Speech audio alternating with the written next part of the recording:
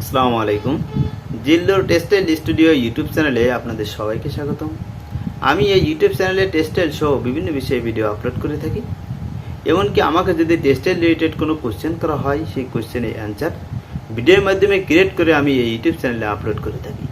সেই ধারাবাহিকতায় আজও আমি নতুন একটা ভিডিও নিয়ে আপনাদের মাঝে উপস্থিত হয়েছি। আজকের ভিডিওতে আমি আপনাদেরকে দেখাবো 2x2 রিপ। আমরা অনেকেই বিএসসি ইন টেক্সটাইল ইঞ্জিনিয়ারিং বা ডিপ্লোমা ইন ইঞ্জিনিয়ারিং স্টাডি করে থাকি, বাট আমরা অনেক সময় পড়েছি 2x2 রিপ, কিন্তু এই 2x2 রূপ আমাদের দেখা হয় নাই। আজকের ভিডিওতে আমি আপনাদের এটা দেখিয়ে দেব, কিছুটা হলেও আপনাদের এই হেল্পফুল হবে। তাহলে চলুন 2x2 রিপ দেখে নেওয়া যাক। দেখুন আমার কাছে যে রিপটা আছে, এটি 2x2 রিপ। আমি যদি টেনে ধরি, দেখুন এখানে টিনের মতো ঢেউ আছে। ঢেউয়ের যে জায়গাগুলো আছে এখানে দুইটা ইয়ান আছে, এবং ফাঁকা জায়গাগুলোতে দুইটা ইয়ানের মতোই, ঢেউয়ের মতোই ঠিক কতটা স্পেস নিয়ে এই ফাঁকা জায়গাটা আছে। এই জন্য এই ফেব্রিকটাকে সাধারণত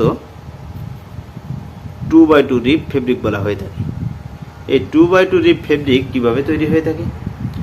এটা তৈরি করার জন্য সাধারণত এই নিটিং সার্কুলার যে মেশিন আছে, এই মেশিনের একটা মেশিন আছে রিপ মেশিন। এই রিপটা তৈরি করতে হয় সাধারণত এই মেশিনে 2 সেট নিডেল থাকে, একটা ডায়ালে আর একটা সিলিন্ডারে। ডায়ালের যে নিডেল থাকে, এই নিডেল দুইটা নিডেলকে উঠিয়ে রেখে দুইটা ঠিক থাকবে, আবার দুইটা উঠিয়ে রেখে আবার দুইটা সেখানে থাকবে।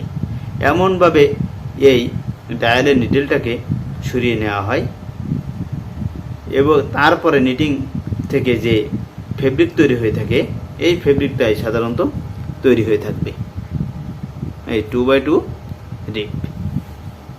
আশা করি ভিডিওটা দেখার পরে 2x2 রিপ সম্পর্কে যদি আর কোনো কোশ্চেন থাকে তাহলে ভিডিওতে দেখার পরে অবশ্যই জানাবেন।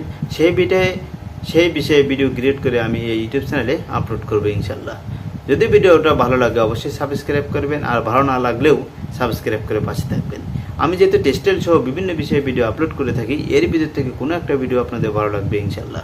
Thank you all. আল্লাহ হাফেজ।